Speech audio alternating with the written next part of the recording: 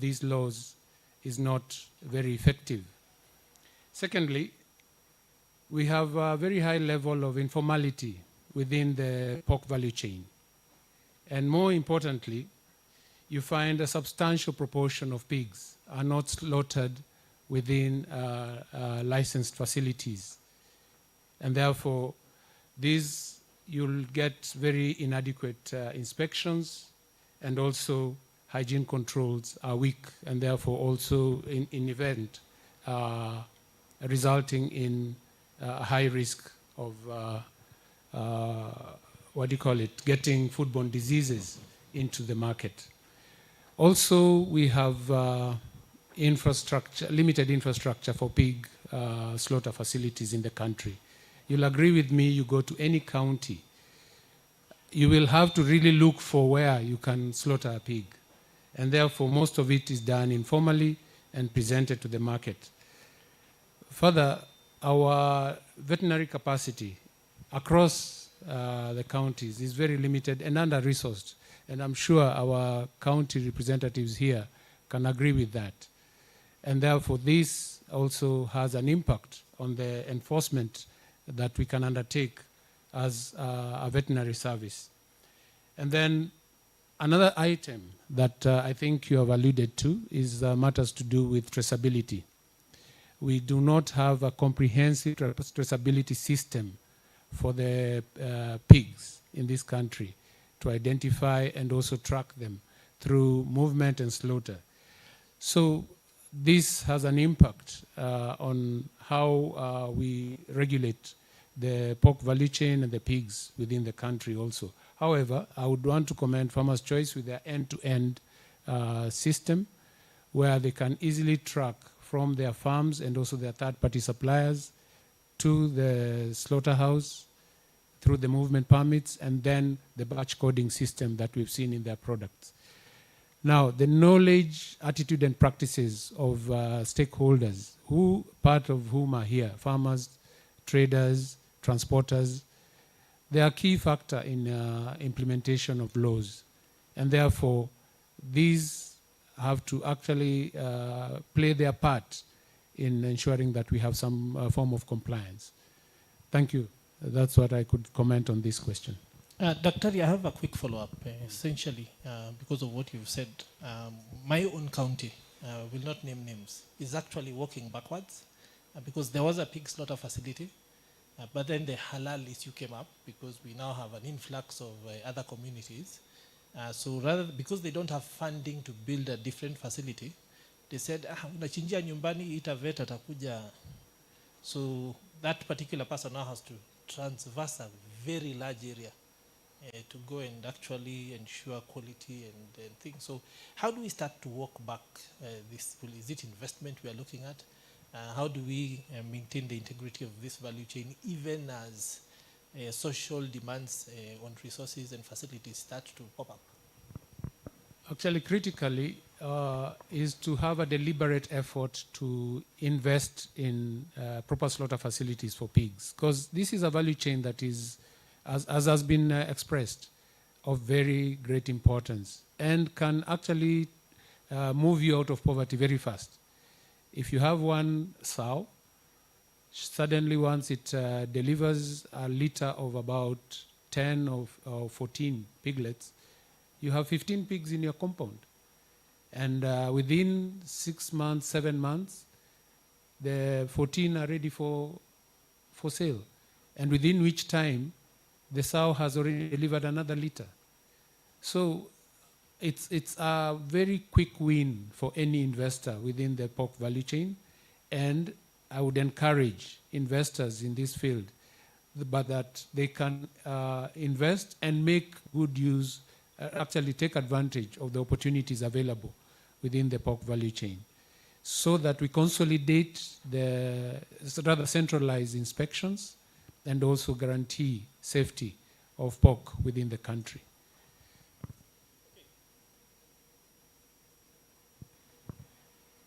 So I think we'll pass the microphone on. Thank you for your answer. And this time I want to go to Veronica and have a discussion, please. Have a discussion around leveraging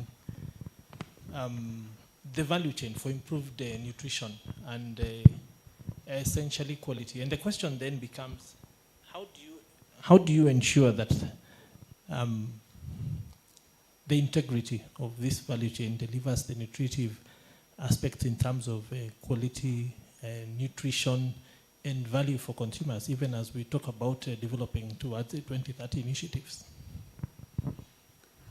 Thank you very much. Mm-hmm. From the nutrition point of view, because it's good to start from where we are as a country, we are facing a triple burden of malnutrition. And this is the coexistence of overnutrition, undernutrition, and micronutrient deficiency across all the population cohort. But more importantly is also among children who, I know Hamisi had said stunting rates is 26%. The current data has shown we have made notable progress. That is 18% of our children under 5 are stunted, meaning that is chronic undernutrition. And when children are stunted, it's not only for the physical health, but also in terms of the intellectual capacity. It's good to start there because then it means what kind of human capital as a country are we building when we have malnourished children. When you look at even our women, especially women of reproductive age, majority, nearly half, 45% of them are overweight and obese. Of course, that points to the dietary practices. Coming to micronutrient deficiencies, I know most of you know it as hidden hunger because you can't see it with your eye. We are having various micronutrient deficiencies of public health concern. Zinc, which pork is actually rich in zinc. Iron. And when you look at iron, particularly for pregnant women, iron is critical because of the life they are carrying. And we are having about 42% of our pregnant women anemic. So we are looking at how does our food system address these challenges. From the public health perspective, we say that we want people to consume diversified, healthy, nutritious, and safe diet. So when we look at pork, it's a matter of asking what critical nutrient is it bringing on the plate. First, we know it is a high value protein. And we know our diet here in Kenya. Without ugali, no food. But then how do we ensure that Kenyans have access to affordable, safe, nutritious diet? I think the other thing also to note is that, I want to bring in terms of what we are talking about also, how can pork address that gap? It's also, there are also many products around pork. And as we are processing this product, it's also important to also know the challenges we are facing as a country when it comes to diet-related non-communicable diseases. We are looking at NCD as a great burden to the health system. We are having about 62% of our total death due to NCD. 50% of our hospital admission due to NCD. If we were to take an analysis assessment around this table, 50% of the Kenyan adult suffer from at least one NCD. So it points now to the challenge in terms of our food system. Ministry of Health, we have been able to develop what we call the Kenya Nutrient Profile Model. And I know Kenya Association of Manufacturers were also involved. Yes. And why we are looking at that model is to give threshold for nutrients of key concern. Salt, sugar, saturated fat. So we are saying, as much as we are urbanizing, people are changing their dietary habits, they are consuming more processed food. We are talking with the manufacturers that, yes, let's have convenient food, but healthy, guided by those thresholds. So that is to say that we are working hand in hand with the food industry to ensure that Kenyans have safe and productive and nutritious food. Okay. Thank you. Asante sana. I want to now go to Dr. Regina Kahombo. And having heard what the panelists have said so far, what role can innovation in the pork value chain within the question of diversity and nutritive value, having heard what has been said, what can we do from your research perspective to actually deliver the needs of Kenyans at cost, at taste, and convenience? Okay, thank you so much. The pork value chain has been underrated, and it's because mostly like what we have seen in the market is from the innovations that the value chain has brought in, the processing part of it. But from the perspective that we have is, one, we have to create awareness that pork, being a meat in the meat group, is able to provide the essential nutrients, is able to provide the high quality protein, is able to solve the issue of nutrient adequacy, and therefore contribute to lowering the micronutrient deficiencies. Now, for purposes of making it, or innovations of bringing in taste and, but still lowering the processing, because you have to think about what processing brings about. We can embrace the pork as a meat because one thing is that it is a versatile meat, yes, and we can incorporate several cooking methods. But at the same time, and this is what our problems are, how we have mainly when you're talking about meat, is when people don't know how to prepare it and prepare it in a healthy way.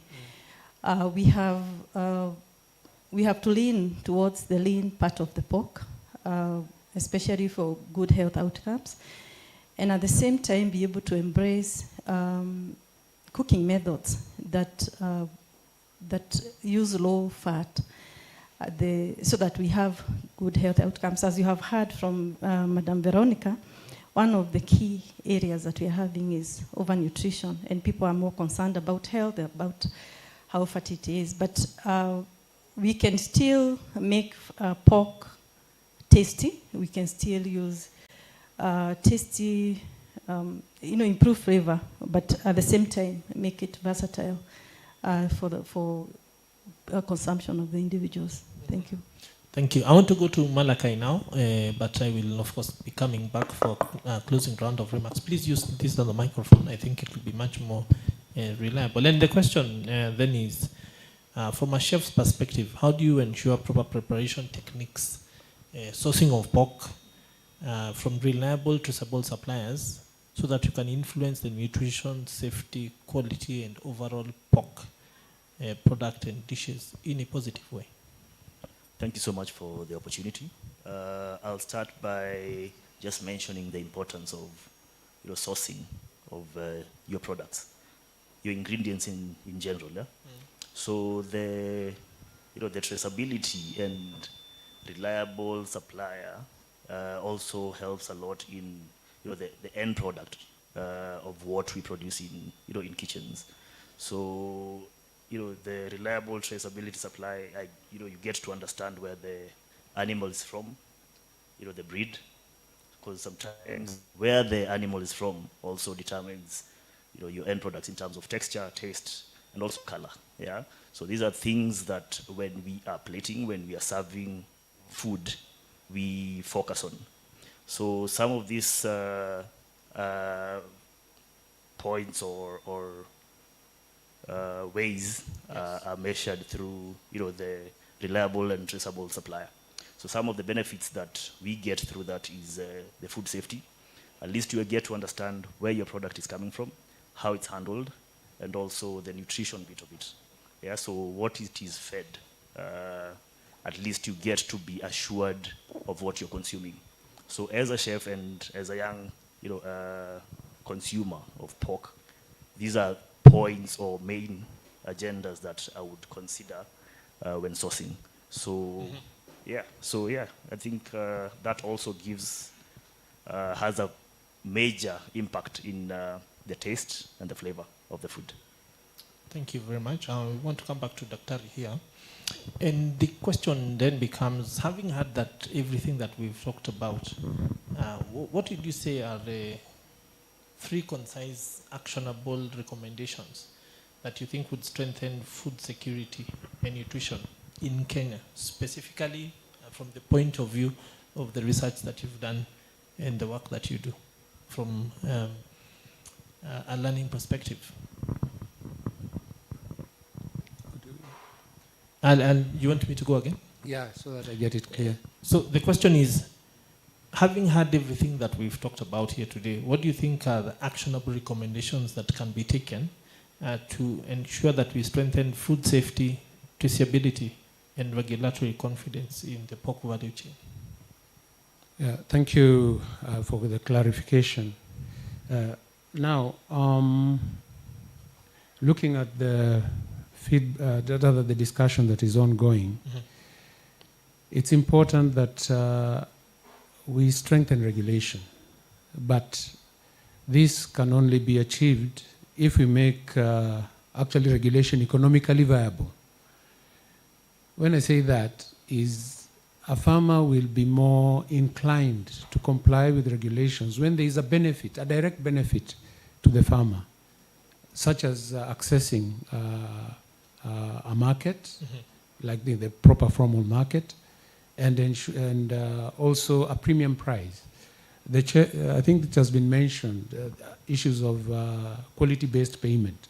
If you have a pig with a particular fat thickness and all that, which Farmer's Choice implements, you get a premium price for your product. Also, we have actually done it ourselves. We simplify regulation to speak to the realities of the small holders or players in the value chain. With this, I mean, like our Meat Control Act, we have categorized slaughter facilities. There's the export standard slaughterhouses, local standard slaughterhouses with the 3 categories, A, B, C. So if you are a small processor or slaughter, if you have a small slaughter facility, you will be limited to the number and also the locality. This is just to mitigate risk in terms of exposure, but the output of that facility gives you a safe pork product. Another important aspect, and I think I need to bring this out, is strong veterinary extension services and advisory services. The farmers need to be guided on good biosecurity measures, hygiene in the production, and use of even veterinary drugs during production. This would actually guarantee safety. And also a practical traceability system, affordable animal identification combined with digital tools for recording movement are critical in these aspects. And therefore, we would also consider bringing together the informal sector to play a more critical role. We can undertake training of these informal players and encourage them to do the right practices so that we are able to get them to enhance compliance. And not just, actually compliance works well when it's supported and not when every time we go just for inspections. And another team, sorry to, yes. I believe digital transformation is critical and involvement of the youth. Yes. Because what does the future portend? Digital space which will attract the youth into this, and it's a powerful opportunity to modernize our compliance systems. These are some of the aspects I believe I would recommend that we could put in place and also encourage compliance. Okay. Yes, efforts around the modernization of the value chain through digitization. Thank you very much. I think we pass the microphone now to Dr. Regina. And the question for you then is, at this juncture, what are the 3 key messages that you think should guide national efforts on pork nutrition and public awareness? Okay, thank you so much. For the takeaways that we can talk about pork. Pork as a meat is able to provide the essential proteins, essential amino acids, essential micronutrients. And it's also offers dietary diversification, meaning that other than just having chicken and beef, you can have that pork or pig in the homestead as a small animal. But at the same time, being an affordable and accessible meat, it should be utilized in our households to be able to provide the various nutrients that we have talked about. At the same time, like I have said, our key concern is the health outcomes. And even as we talk about pork utilization, we have to think about the rising densities and therefore utilize the lean cuts of meat, and therefore at the same time be able to use cooking methods that are healthy, and at the same time be able to provide a flavorful, palatable piece of meat, and this is pork. Thank you. Asante sana. So we pass the mic to Veronica. And the question for you, Veronica, then is, having had the discussion here today, what do you think are 3 concise actionable recommendations to strengthen food safety, traceability, and of course, drive awareness and regulatory confidence to enable us, from a nutrition perspective and a health perspective, be able to take this discussion forward? Thank you very much. I think one of the key takeaway, I know from also having worked in the Ministry of Agriculture, yes, normally the driver is about production. But I think it's important to ensure that whatever we are producing also drives a positive nutrition outcome. Because we cannot have a productive population if we are having unhealthy food. So we need to ensure that the value chain delivers safe, nutritious, and healthy diets. And because also as a country, we actually, Hamisi said it, one of our pillars in terms of food system transformation is dietary diversification, but also ensuring that it is safe, food is safe, and nutritious. In terms of food safety, we are aware about the food safety challenges we are having. So we need to strengthen. I'm happy DVS has said about the regulatory framework is there. So I think it's a matter of compliance. So how does the government and the stakeholder work together to strengthen compliance and to be able to guarantee Kenyan consumer about the safety and the product quality? Finally, we all, when MC, you are presenting about the nutritive value of the pork. I asked how many Kenyans maybe know that apart from the high quality protein, it also has the other micronutrient. And so collagen. The issue of public awareness. So even I also want to challenge also the Farmers' Choice as we collaborate with the government, as we promote pork consumption, let's have those messaging around why should you eat pork, the nutritive value. And I think with that, the consumer will be well informed to make informed decisions. Thank you very much. One of the lesser known facts, Chef, about pork is the high levels of collagen in the bones, in the joints, in the skin.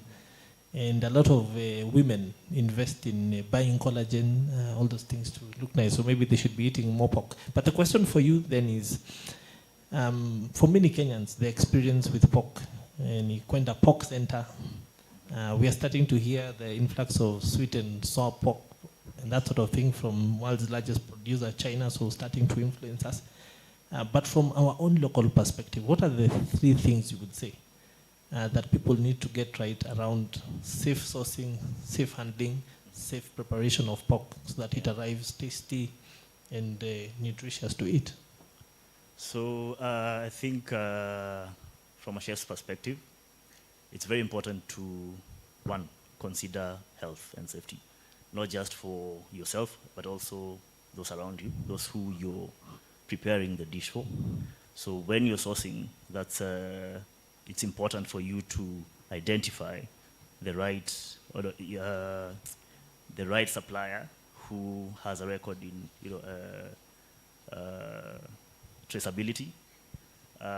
In this case, Farmer's Choice being the leading supplier in this space, I would recommend, or I would urge, not just chefs but also those at home, to focus more on the proven supplies by Farmer's Choice.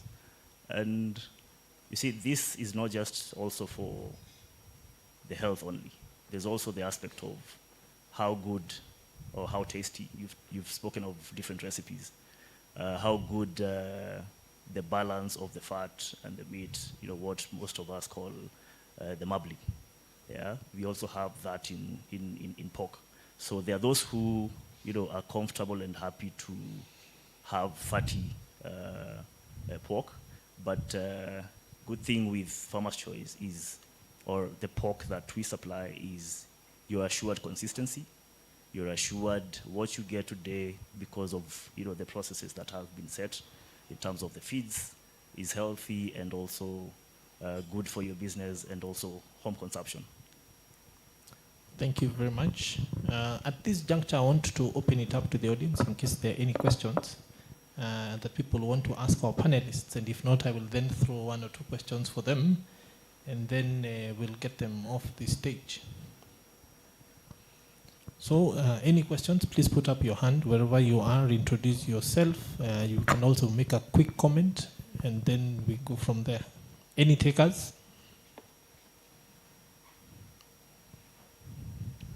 Yes, please. So thank you very much. My name is Dr. Nazaria Nyaga from the County Government of Kajiado. Thank you, panelists, for the insightful discussion. My question is, we are always told processed foods like sausages, the smokies, are not healthy. What is your take on that? Because we've stopped buying those things because we are told they're unhealthy. But we are also being told they are pork products and that they have micronutrients. So how do we go about that? Interesting questions for the Thank you, Wakaba. Let me just take all the questions. I think I'll give that to the DVS, and then I'm ready to take another one, and then we can go to the answers. Any other question? I think at the back first, and then we come back to you, madam.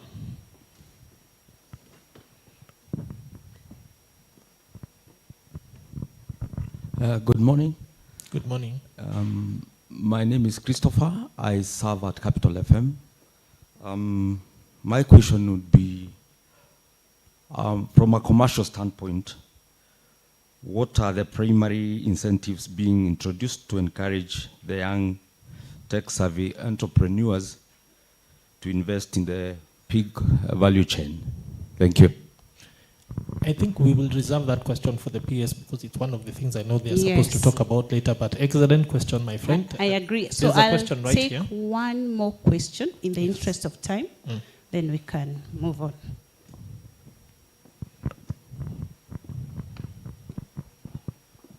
Thank you, panelists. And this is a build-up from the previous asker.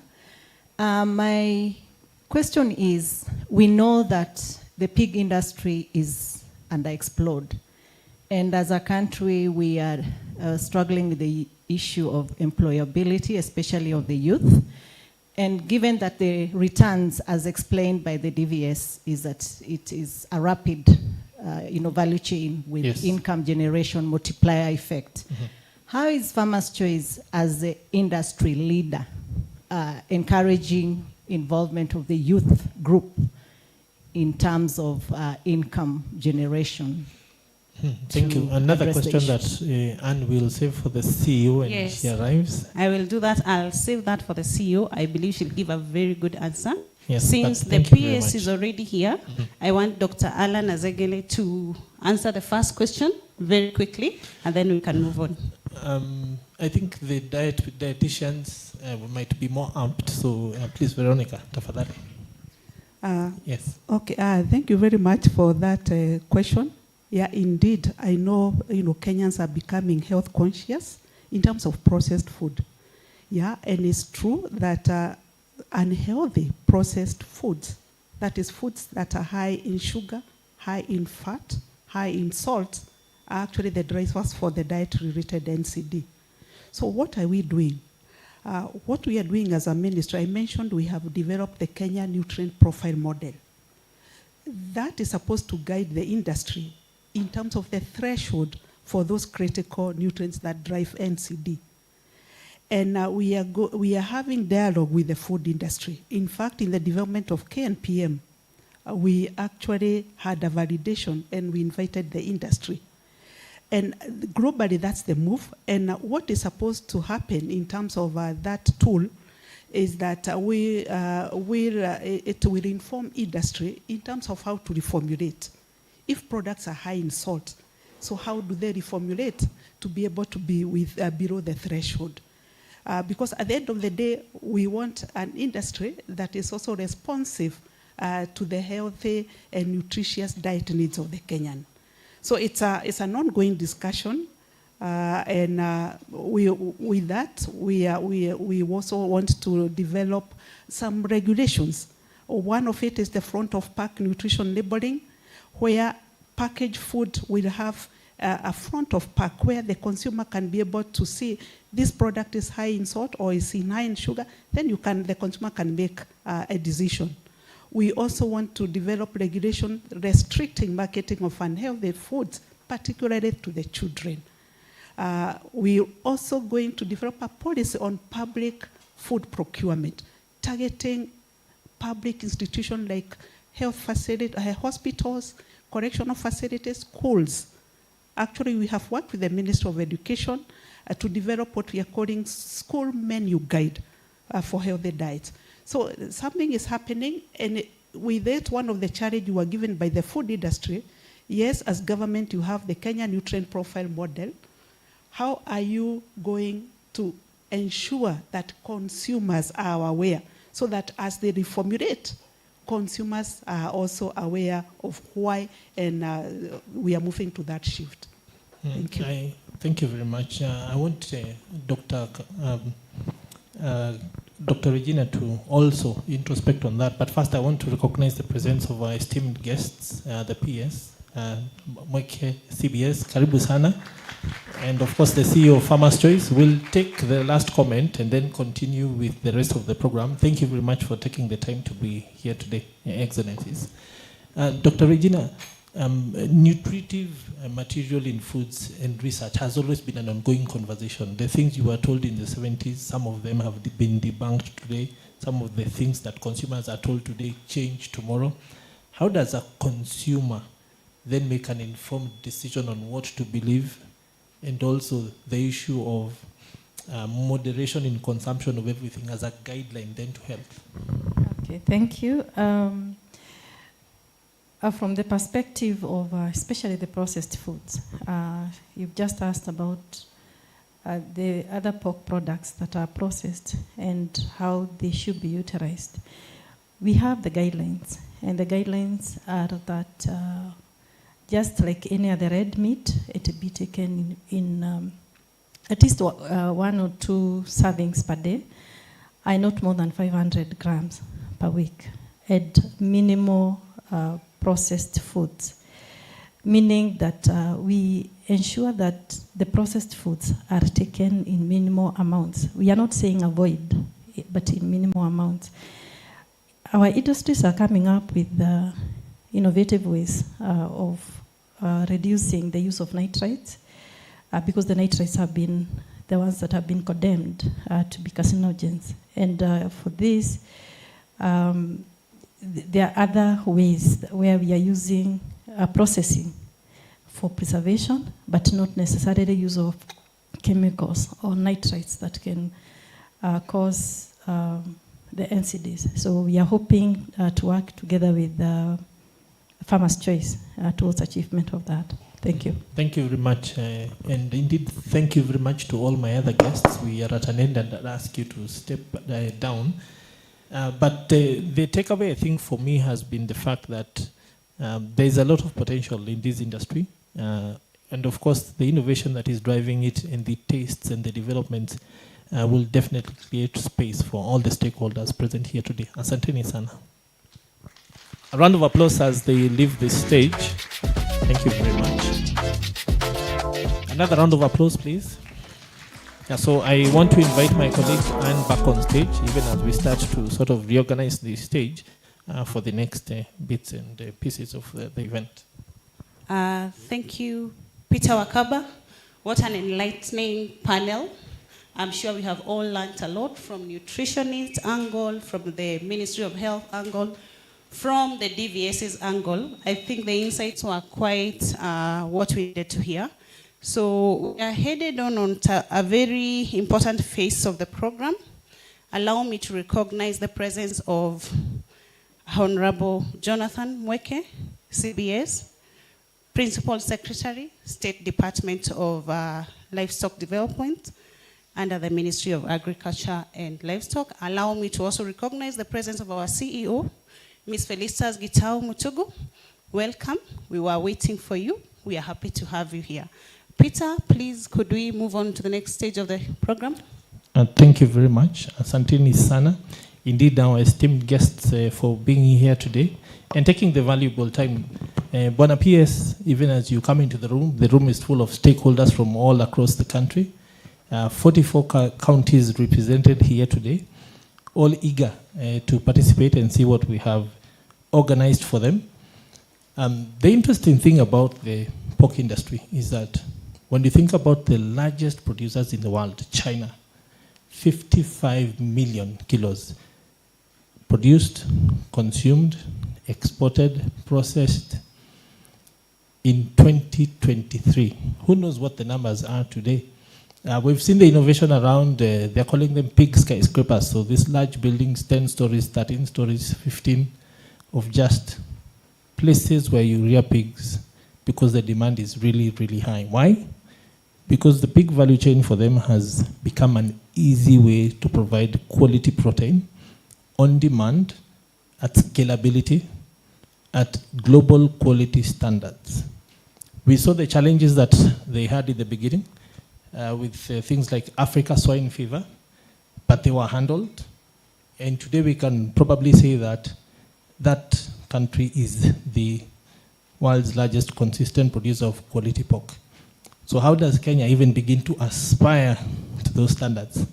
We'll be waiting to hear what the government, regulators, and players have in store. So thank you very much for taking the time.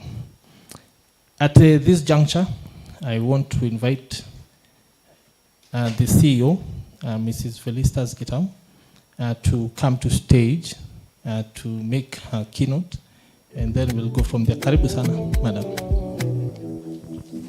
A big round of applause as she comes to stage.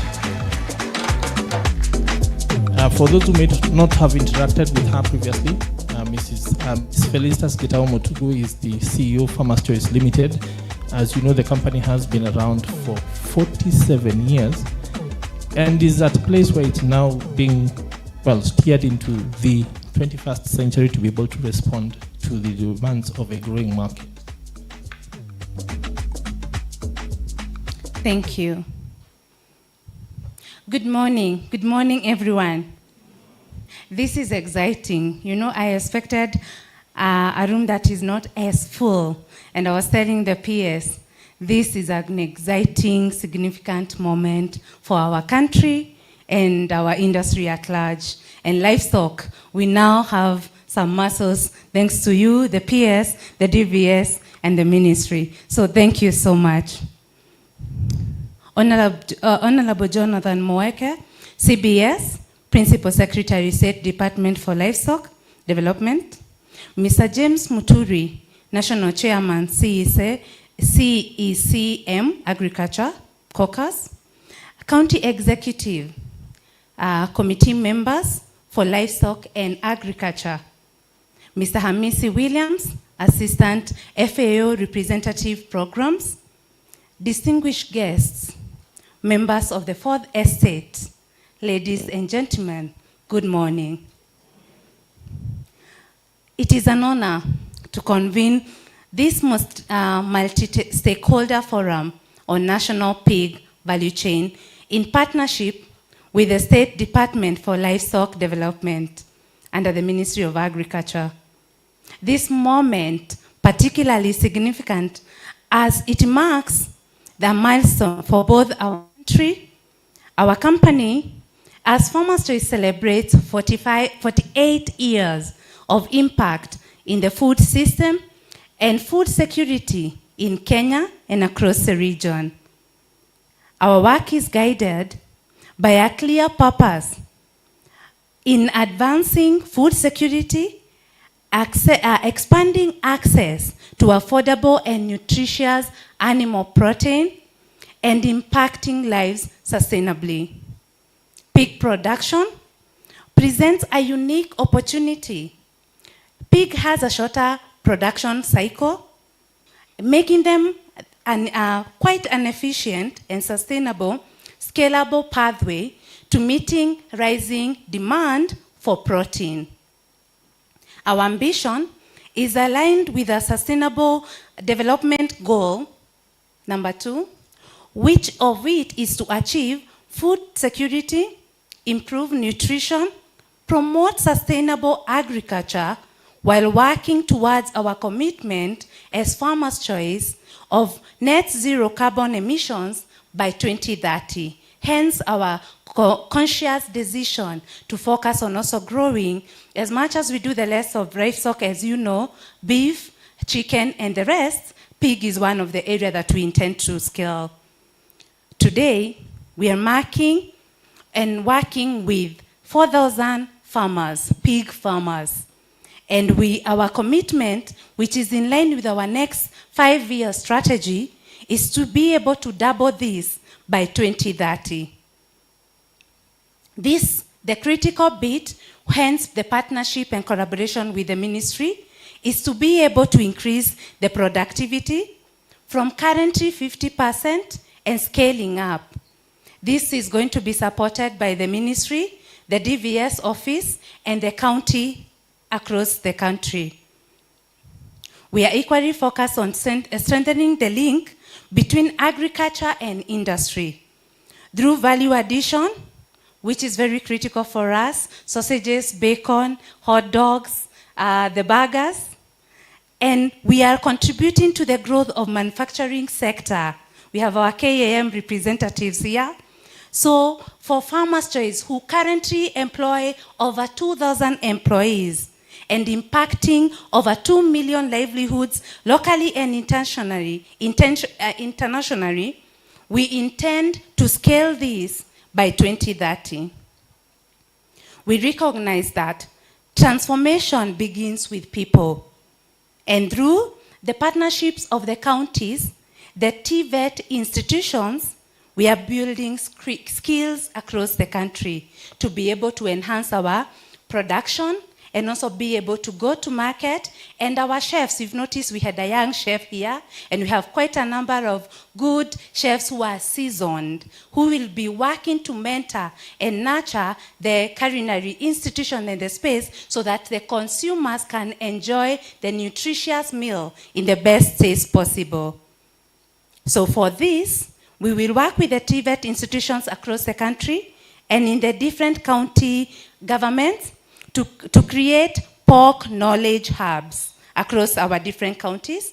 This is the spaces where our young people coming from schools will be able to get access on how to make pork And also our young farmers, whom we've noticed we have quite a number of them, if you see them on TikTok, where they will access information through the county offices and the Knowledge Hub to be able to access information on animal production, disease management, traceability, which we are working together with the ministry and the DVS office, so that we can track our meat from the farm to the table.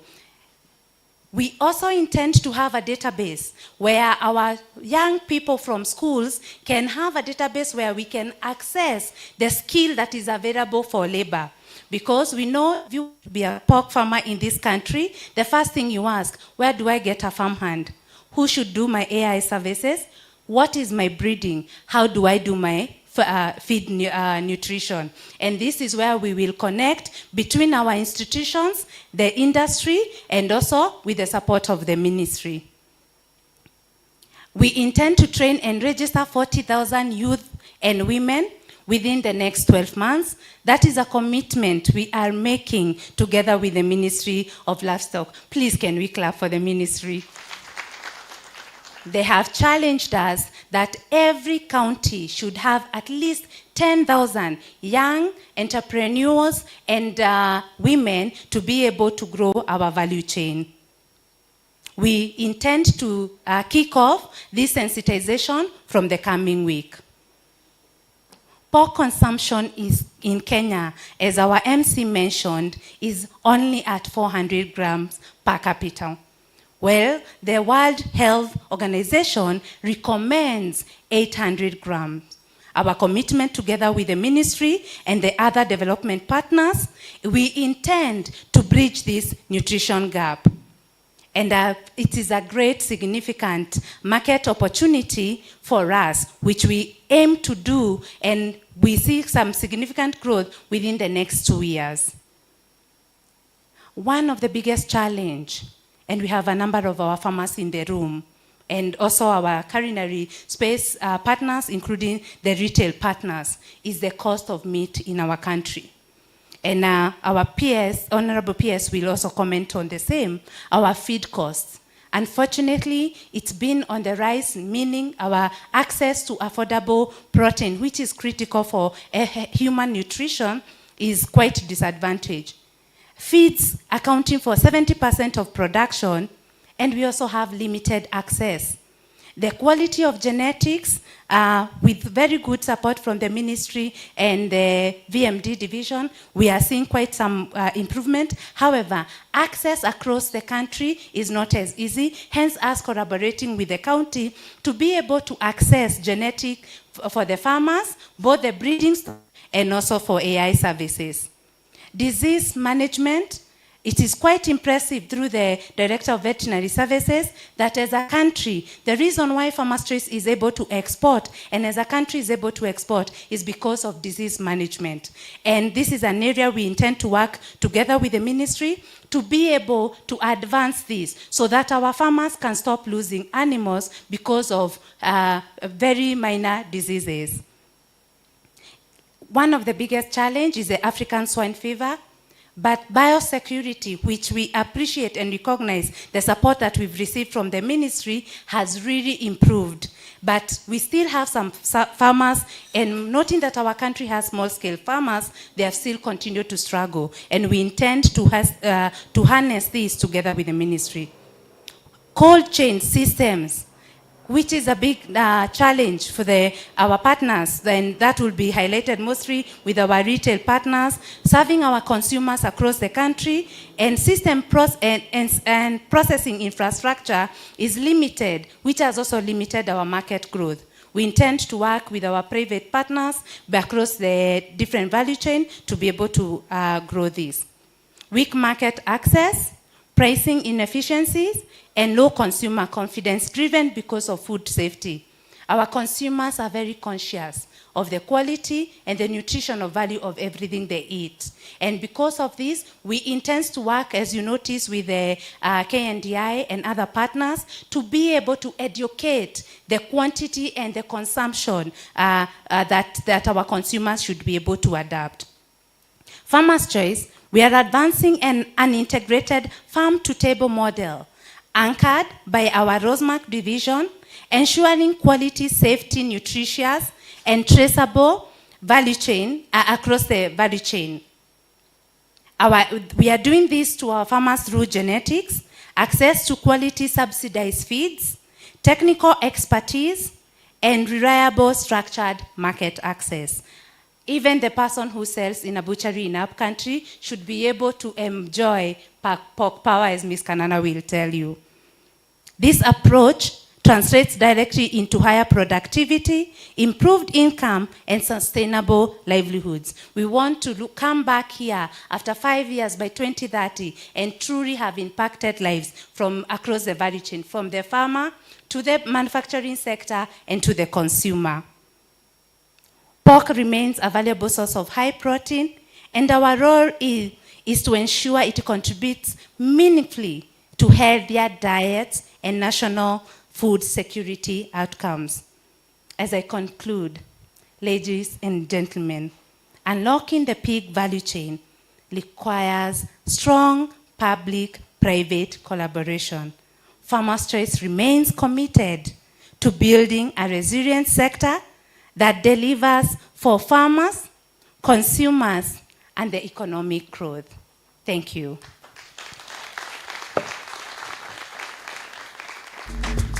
Let's give the CEO an even bigger round of applause as she takes her seat. Thank you very much, madam.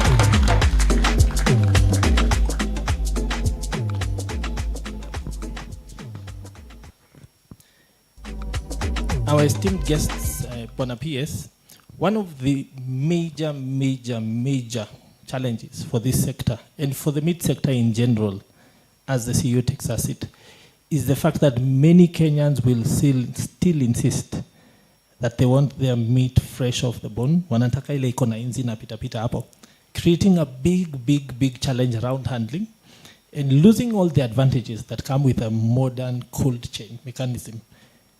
For me, if one thing was to come out of this event, if one thing was to really take root across the country, it's to start to utilize cold chain effectively across the entire industry, not just for pork, but beyond.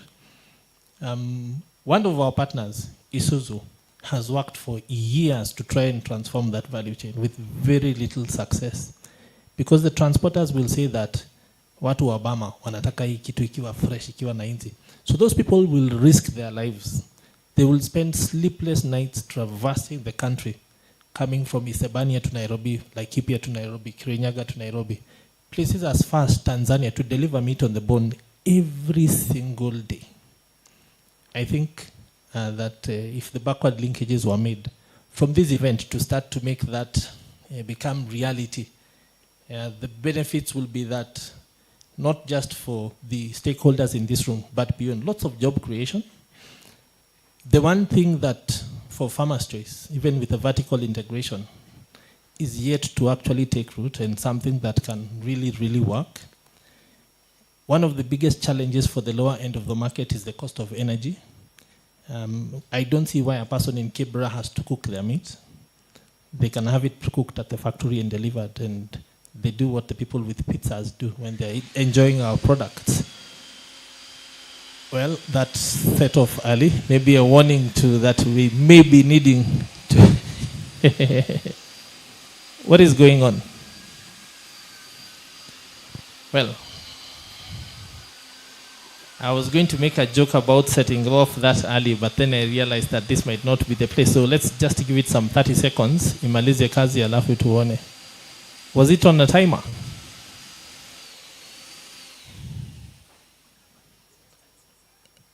That's a teaser for the event that is coming. We, of course, will be launching something that's a We surprise just wanted you behind to have a feel of what is awaiting ahead of the game. So Wakaba, you missed the joke. Thank you. Excuse me, surprises. But yes, I think it was to break the really very serious aspect of what we're discussing in the room, but not to belabor the point.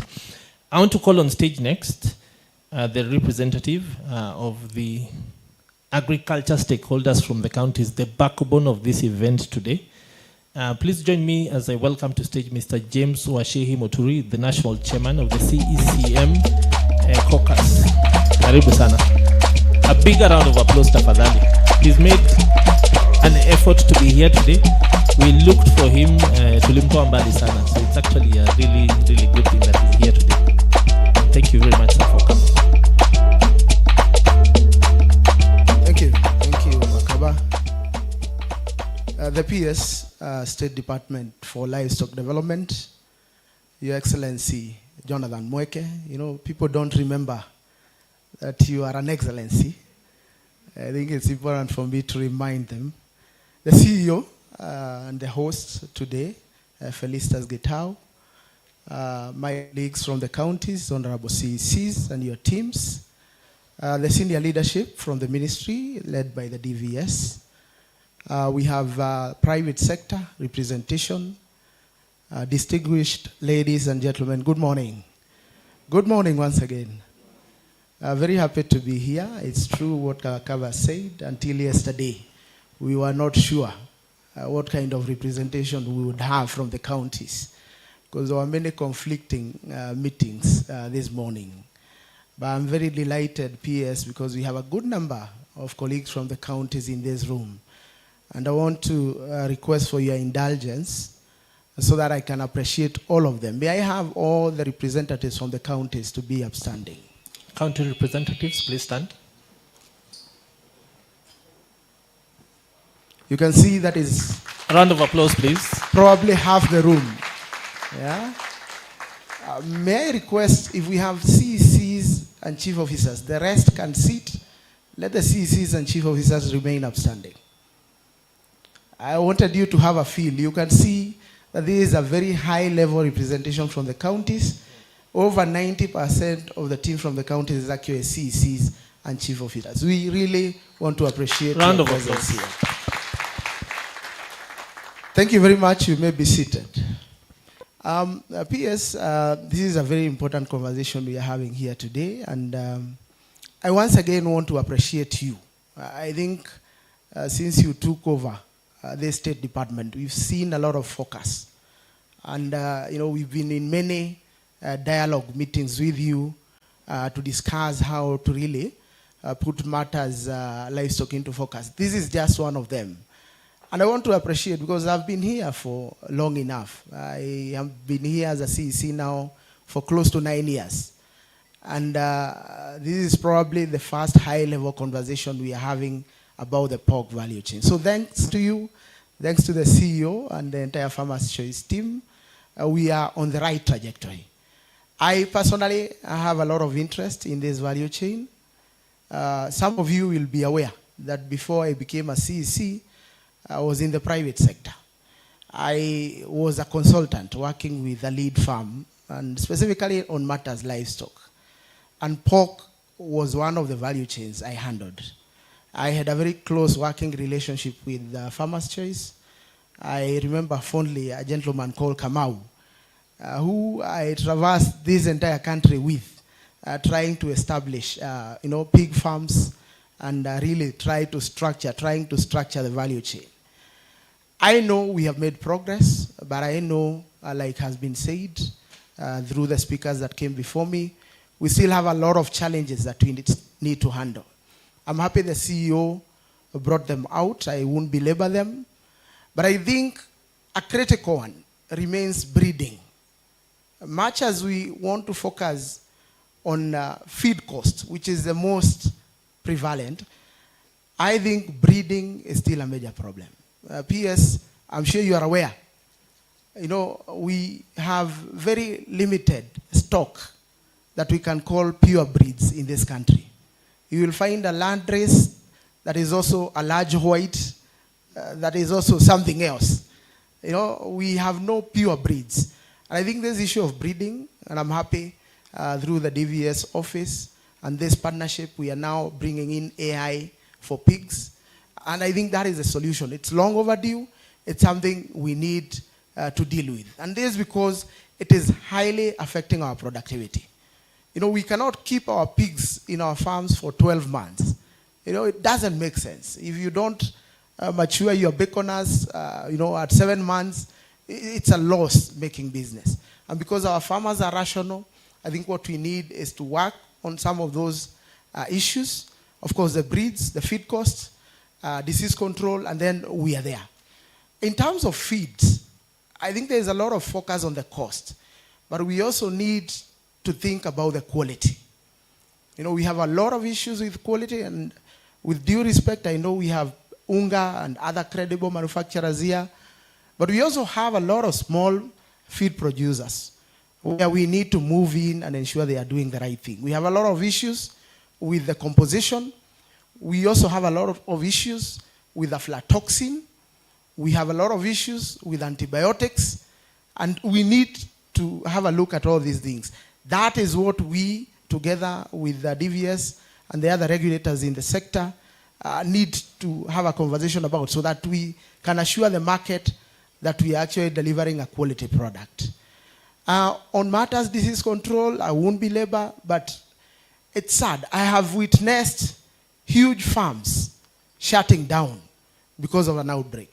The law allows government officers to walk into your farm and kill all the pigs if there is suspicion that there is an outbreak of African swine fever, for instance. So matters biosecurity are critical. It's tricky when you're dealing with smallholder farmers. But I think if we do proper farmer organizations around outgrower models that then interlink with the market, we can achieve this. I know I have participated in such engagements where we have one big producer linked to quite a good number of smallholders, and then they are the route to the market. That probably is an approach that we want to take, so that then we eradicate this tragedy of having to deal with a small farmer somewhere in Nyeri with 3 pigs, because it's very tricky when you're dealing with such. And therefore, without saying much, I think the call here is for us to collaborate better. We need to strengthen our engagements. We need better private sector involvement. I know somebody mentioned, I think it was Wakafa who said, there used to be a slaughterhouse where he comes from that shut down. That is happening a lot. Remember, we also have our Muslim brothers and sisters who don't consider pork halal.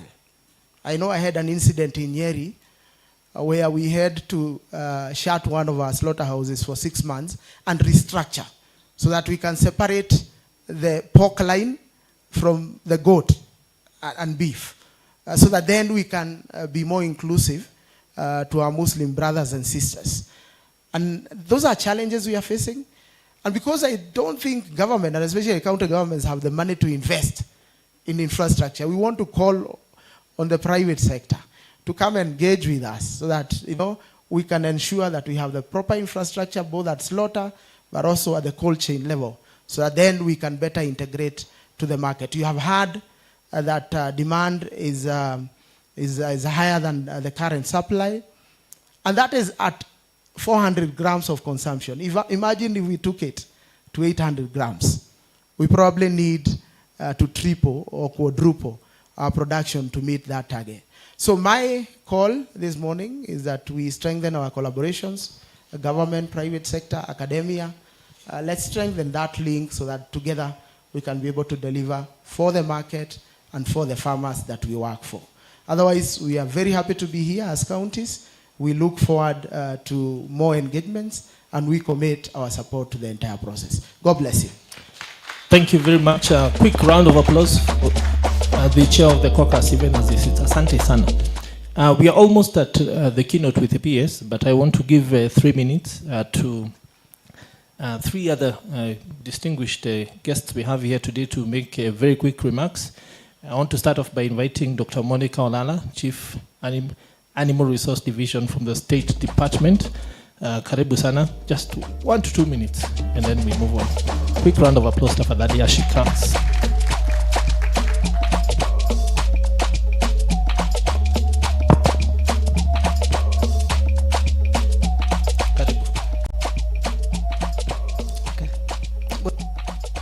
Morning.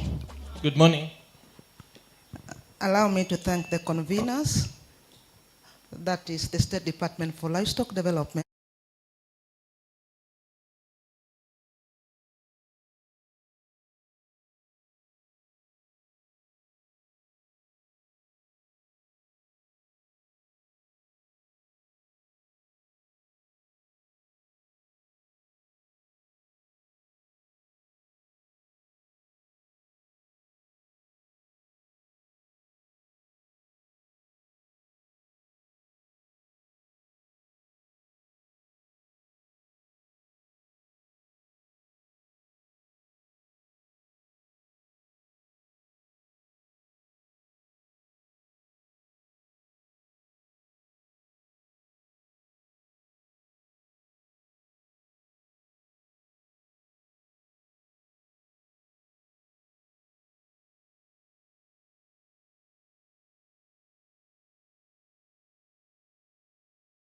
determined and busy to invest in the pig value chain.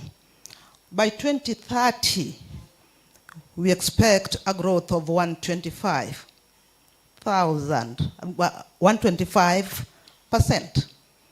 The State Department cannot do that alone. That equally requires collaboration between maybe all the private sector, the farmers, and also the lead agencies to help us realize that. Currently, as we speak, 80% of the feed of the pig production is being done under small holding with 2 to 8 pigs. And if you can imagine 2 to 8 pigs not doing 6 months, doing 10 months, that clearly demonstrates the loss that is incurred in the pig production. The low quality feeds, it cannot be overemphasized. It's the right time that even we come in and even partner with the State Department of Agriculture to do the protein sources like soya instead of the imports that we are currently doing. Inadequate extension services, the country government, that is in your domain, so kindly let us do the necessary. Normally, as a country, we normally push products to market.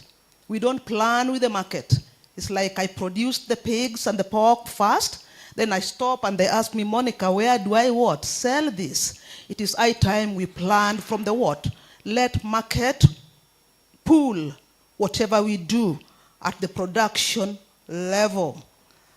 The key constraints, Bwana DVS, the African swine fever, I think the capacity is there to help us address that.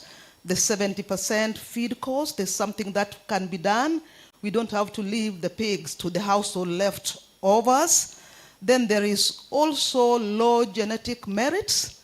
I believe the State Department is working towards that to set up the model farms, targeting also the pig value chain. Then also limited access to financial services. The financial service providers, I heard there was equity in the house. We can't do much. Then the quality breeding stock and also the traceability so that we get to know the source of the products that we are consuming. There are several products along the pig value chain. And as we do this, there's something that I normally like maybe talking about. How do we position the women and the youth in the pig value chain? First, let us identify the value chain node where the women and the youth are already active in those nodes, and let us be deliberate in supporting those nodes. Where the men are dominating, I would highly recommend that let us integrate the women, the youth, and persons with disability. Otherwise, the market demand is there. The 150,000 metric tons is a huge gap for us to fill. But the State Department cannot do that alone. We require concerted effort by all the investors. That's where we can realize this. But above all, the mindset change is required in all this. Most of us think that the pig is left for an hotel like this. maybe that's when maybe we can all test it. But the question is, could we work maybe with the what? The households, the nutrition teams, so that we can have that mindset what? Shift, that you can eat the pig and the pig products at the household level. Otherwise, thank you so much. We are ready to get moving. Thank you. Thank you very much. Indeed, a bigger round of applause as she takes her seat, raising very fundamental questions, especially around what the chef said, around preparation and creation of the knowledge that is needed to drive this forward. We remember when fish hit central Kenya and the conversations that then started there. Next up, I want to call Dr. William Akwimbi to stage, the Directorate of Livestock Policy Research and Regulation, State Department. Karibu sana.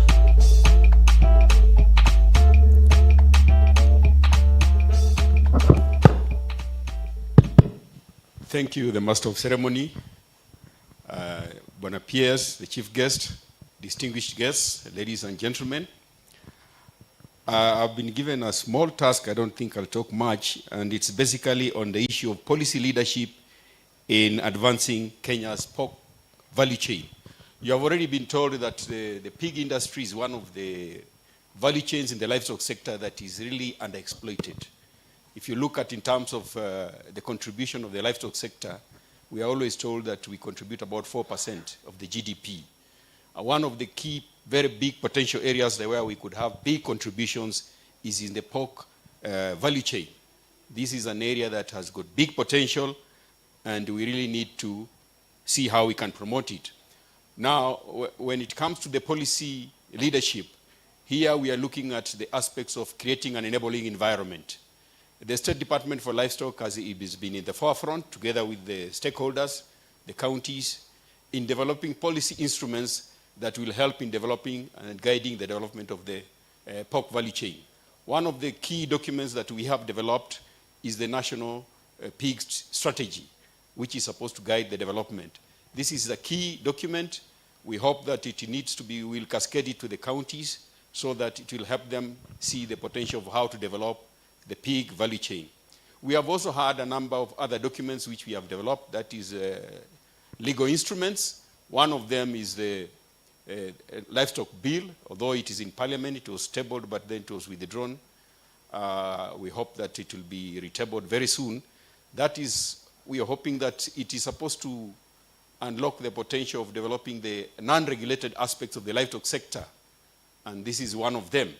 So once that bill, once it is passed through the National Assembly, it will help in the development of a number of regulations which are going to address some of the challenges that we are having. One of them is the issue of the animal feeds regulations. This is a draft document we have developed. It is waiting for the passage of the livestock bill.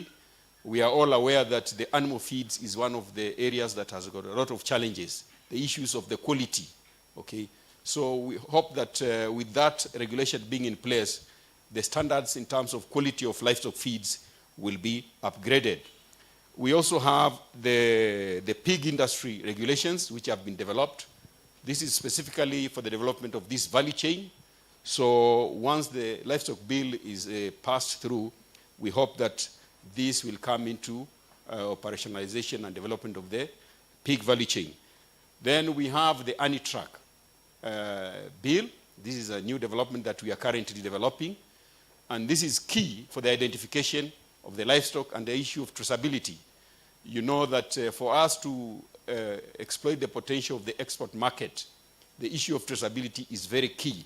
So we are hoping that this anti-truck bill, once it is enacted, will help us access the market which have very big potential, and they have got good value for our farmers. We are all expecting to ensure that our farmers get value for their products. So that market access aspects, we hope it will partly be addressed by issue of the anti-truck bill once it is passed and then it is implemented on the ground. So we also have the animal health bill, which is supposed to guide in the management of the livestock diseases.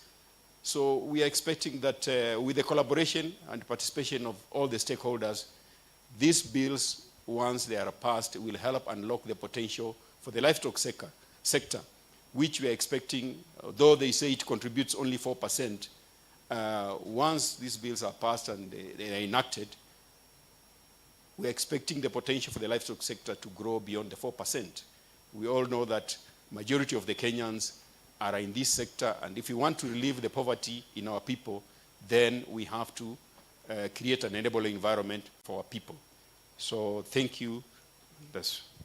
Thank you very much. A quick round of applause for Dr. Kwimbi as he retakes his seat. Asante sana. Bona PS, even as we start to come towards the end, I'm sure everyone will remember the various initiatives that county government started to undertake when they were taking part during the last election cycle, and we saw the distribution of piglets and such initiatives. Now, if you go back and ask a lot of those farmers, where are those piglets today? What's the welfare? What was the route to market? Lots of conversation there, and sometimes that being the germane reason we are here today to create a value chain, and indeed an entire enterprise around that sort of initiative. I want to call back on stage Dr. Alan Azegele, the DVS in the State Department, so that he can invite the PS. Karibu sana sir. A round of applause as he comes back to stage, tafadhali. Better round of applause, please. A bit more energy. Dr. Azegele, karibu.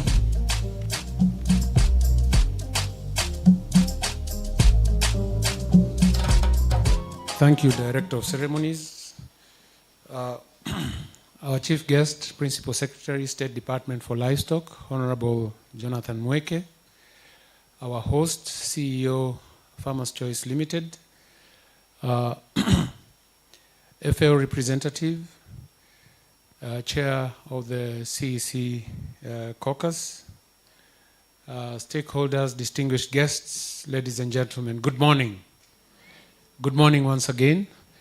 My name is Dr. Alan Azegele, as you've been told, Director of Veterinary Services, and I also have another cap, which is I'm the chairperson of the Codex Alimentarius Commission, which is the WHO FAO food standard setting body with almost 183 member states. And this is a position that is of high esteem, considering the topic of today. We are dealing with matters food safety.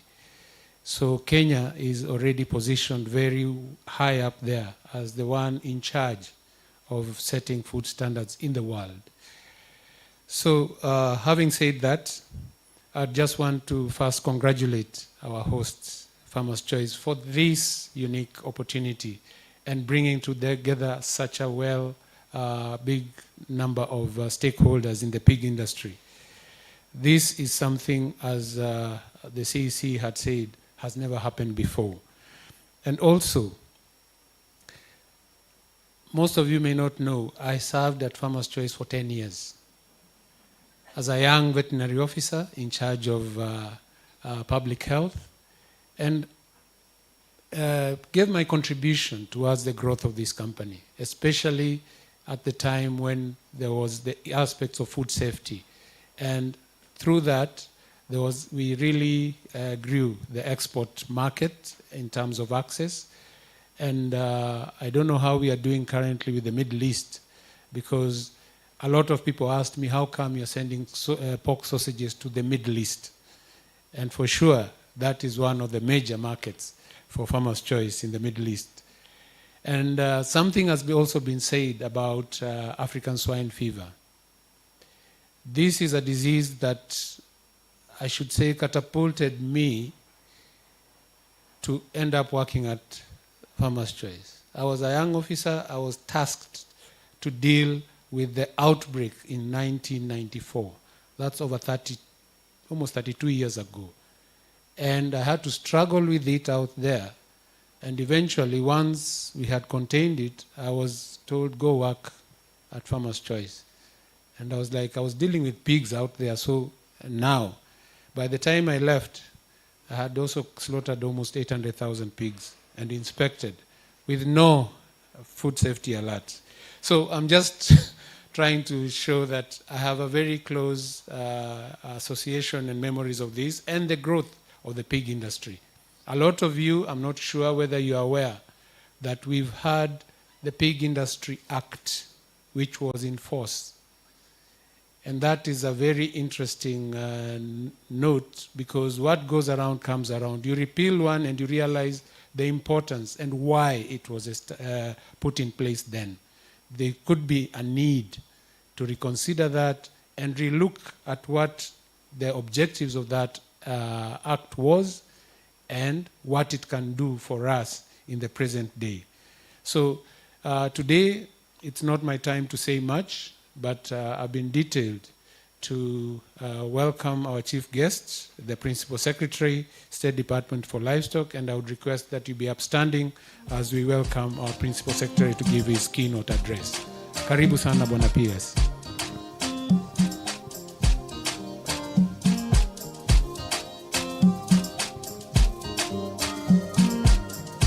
A round of applause as he gets on stage, please.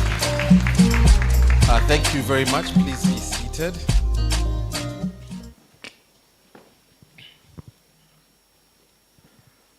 CEO of Farmers Choice, Felicitas Gitao, Chair of the CEC Caucus for Agriculture, my friend James Mutsuri, all the way from Nyeri, where I was born. Colleagues, stakeholders, members of the Fourth Estate, distinguished guests, good morning. Good morning again. I'm really passionate about this pig value chain.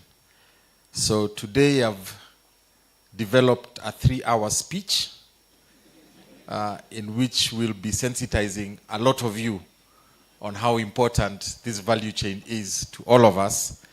So I hope you have planned your morning accordingly. It's my great honor to speak to you today at this important National Stakeholders Sensitization Forum for the pig value chain. Let me begin by expressing my sincere appreciation to all of you for finding time to attend this forum. Your commitment and daily efforts drive growth and transformation we are seeking across Kenya's livestock sector. The pig industry is one of the fastest growing livestock value chains in our country. According to our 2025 figures, Kenya's pig population stands at approximately 982,000. Annual pork demand in 2025 was 38,500 metric tons, while production was 23,000 metric tons, with a sector value of about Kenya shillings 20 billion. Yet per capita consumption remains low at 0.4 kg, 400 grams, compared with a 12 kilogram global average. Demand projections indicate consumption could rise by as much as 125% by the year 2030. These are not just numbers, my friends. This is a true story and a very clear one, that pork presents a significant under-realized opportunity. The pig value chain contributes directly to household incomes and employment, especially for smallholder farmers who make up about 80% of our producers. It's an affordable source of high-quality protein that can improve food and nutrition security. The sector also supports industrial growth through processing, logistics, and retail, and has strong potential to contribute to our bottom-up economic transformation agenda. With rapid urbanization and changing diets, we must seize this moment to expand production, add value, and strengthen our market systems. Our theme today, the role of pork in nutrition and sustainable value chains, could not be more apt. Pork is a nutrient-dense food, rich in high-quality protein and important micronutrients such as iron, zinc, and B-negative vitamins. It provides energy that supports active and productive livelihoods. As Kenya continues to confront malnutrition and to promote dietary diversity, responsibly produced pork can play a meaningful role in improving nutritional outcomes, particularly for vulnerable households. To realize that potential, we must ensure safe production, proper handling and processing, and strict compliance with food safety standards, measures that protect customers and build market confidence. We must also face head-on the current challenges in the sector.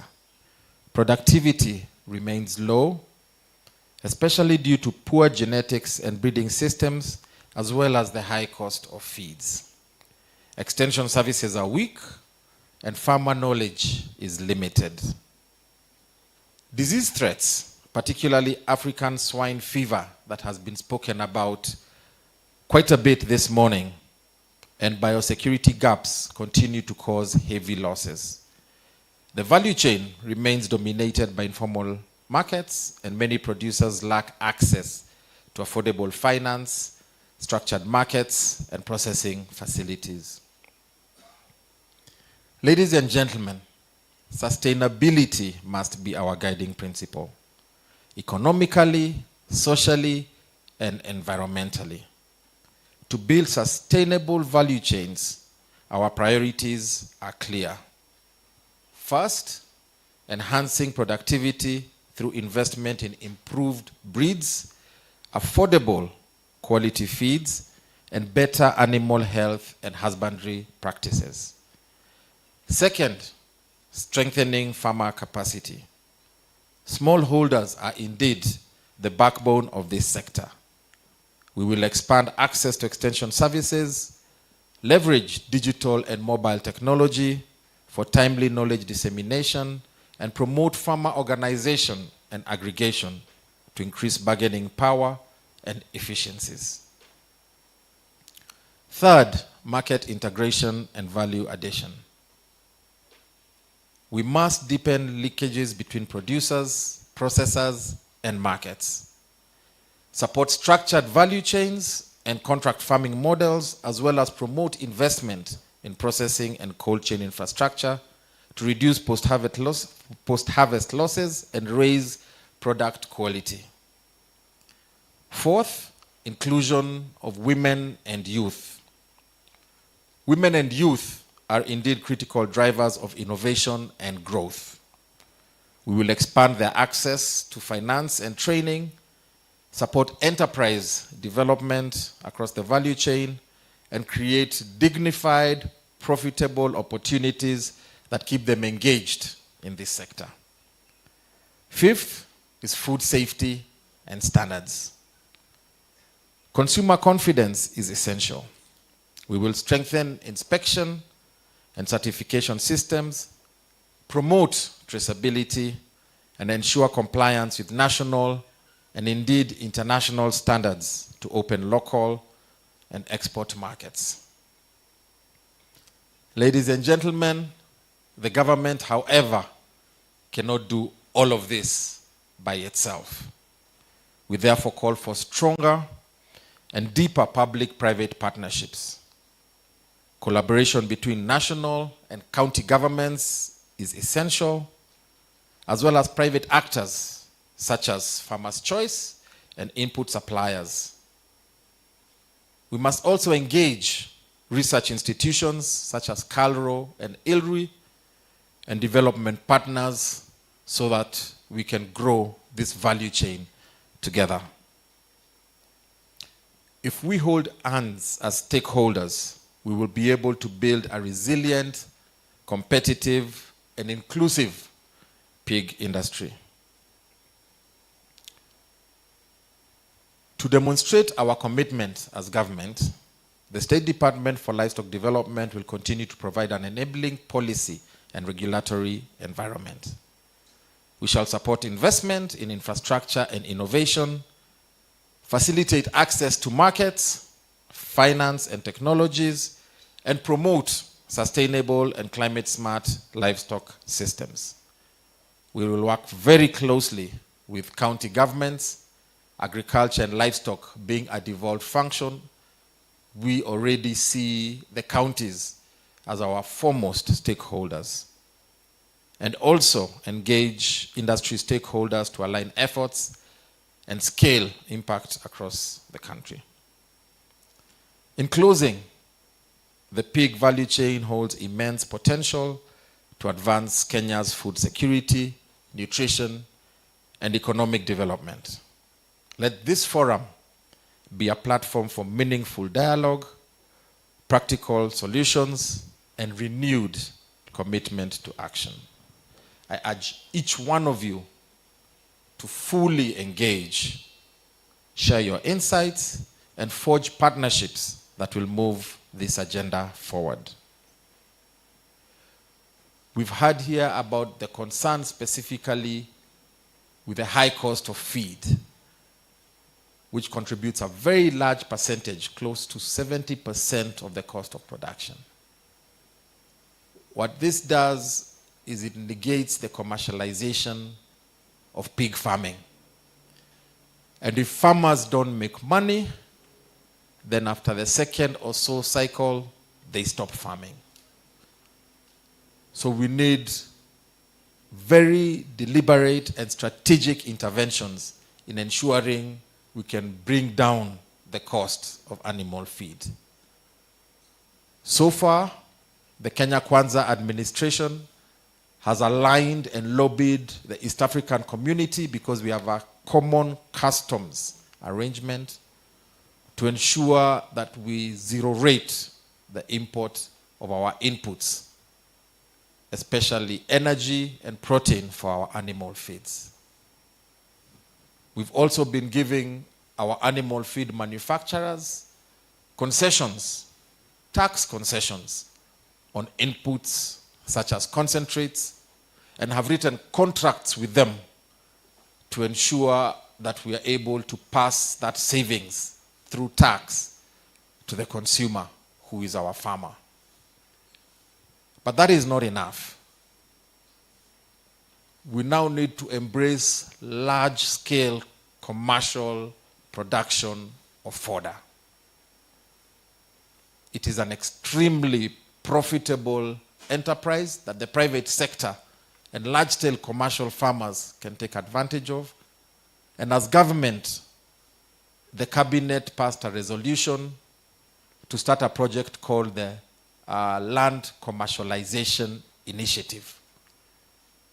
This initiative, my friends, offers large tracts of government land, millions and millions of acres of government land that is sitting idle or unproductive, and is offering the same to the private sector in a public-private partnership, so that the private sector can come and commercialize and make productive these pieces of land to ensure that we can produce commercially fodder for our animals. We're also investing heavily in storage, feed stores, so that in times of abundance, in times of rain, we can be able to harvest, bale our hay, and store it for the time when we have drought. And this is the resilience that we seek to obtain, so that we don't lose even a single animal during the drought cycle. Because drought nowadays is predictable. We know in another 2-3 years there'll be a drought. So there's no reason absolutely for our country to have a drought emergency anymore if we plant properly. But the real game changer in bringing down the cost of animal feed, and this is where countries like South Africa are beating us, is on GMO, biotechnology. Science has proven that it is safe for animals, it is safe for human consumption. Our cabinet's first order of business when President Ruto took over was to lift the ban on GMOs. But that went to court. Government won the case. It is now in the appeals court, and we are hoping that we are allowed as an industry to be innovative, because with GMO we will be able to bring the cost of animal feed down by almost 40%. And that will make us competitive globally. We'll be able to produce enough for local production, consumption, produce enough for export, and most importantly, seek what we all have been seeking to do, put more money in the pockets of our farmers.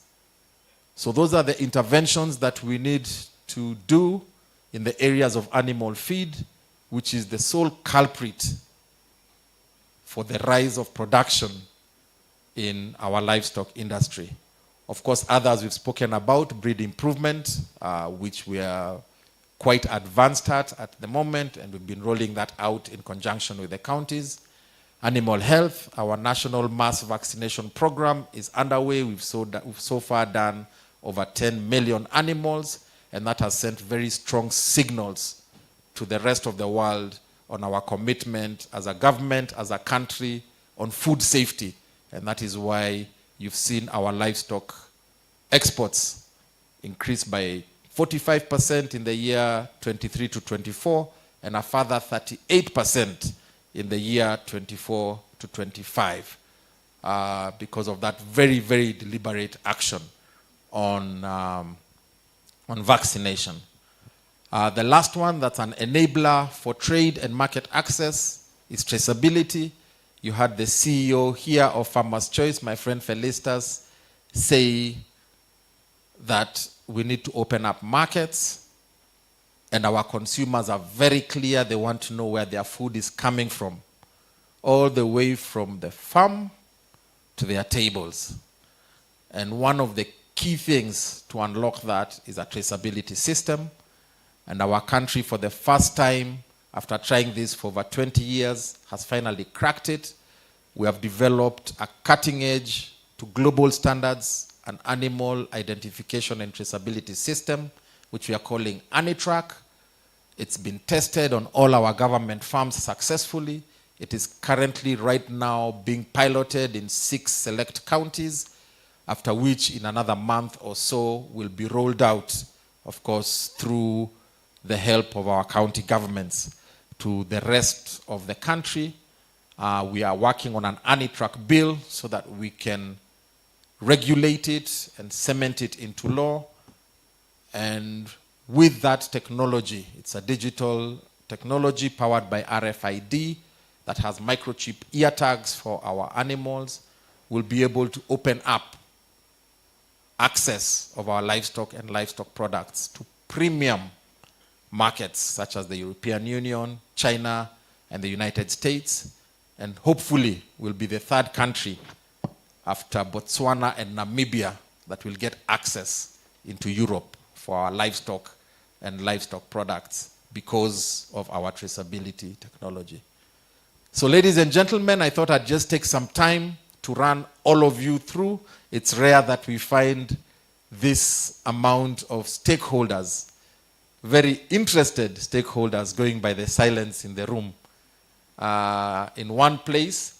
And I just thought it would be a good opportunity to appraise you on the transformation that's happening in the livestock sector and how that is translating into improved livelihoods, improved profits, and more money in the pockets of our farmers. I wish you all a fantastic day. Special thank you to Farmer's Choice, one of our stakeholders, indeed market leader in the export industry for meat, and a leader also in pork production, value addition here in Kenya.